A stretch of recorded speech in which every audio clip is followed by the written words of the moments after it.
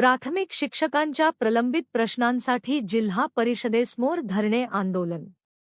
महाराष्ट्र राज्य प्राथमिक शिक्षक संघ यांच्या जिल्हा परिषद कोल्हापूर शाखेच्या वतीने प्राथमिक शिक्षकांच्या विविध प्रलंबित प्रश्नांच्या सोडवणुकीसाठी जिल्हा परिषद कार्यालयासमोर धरणे आंदोलन करण्यात आले.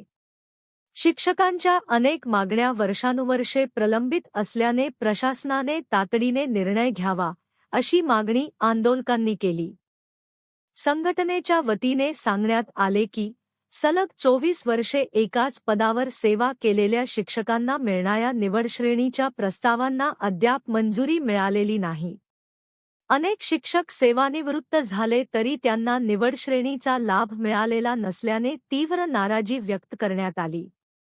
तसेच 55 वर्षांनंतरच्या मुदतवाढीच्या प्रस्तावांनाही मंजुरी मिळत नसल्यामुळे पेन्शन प्रकरणे रखडल्याची समस्या आंदोलकांनी मांडली.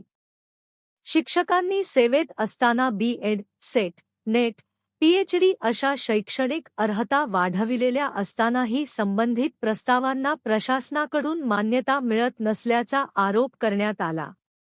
वाढीव शैक्षणिक पात्रतेचा विद्यार्थ्यांना अध्यापनात उपयोग होत असूनही प्रशासन दुर्लक्ष करत असल्याचे संघटनेने नमूद केले.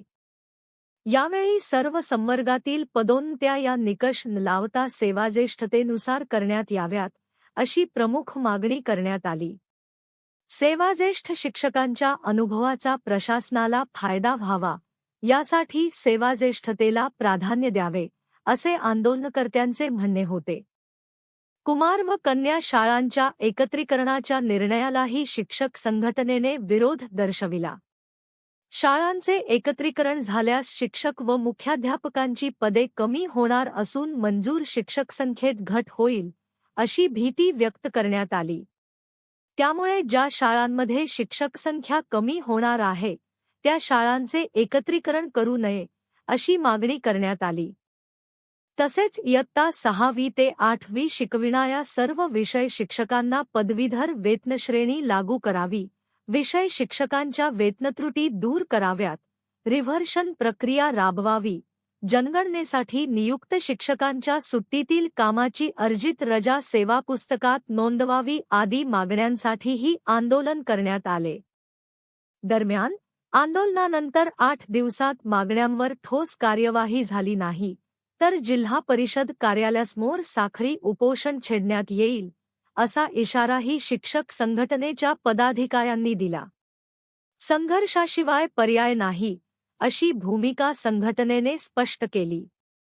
या आंदोलनाला आमदार जयवंत आसगावकर, राज्याध्यक्ष राजाराम वरुटे, नामदेवराव रेपे, सर्जेराव सुतार, भैरवनाथ शिंदे, D.P. पाटील, बबन केकरे आदी मान्यवर उपस्थित होते.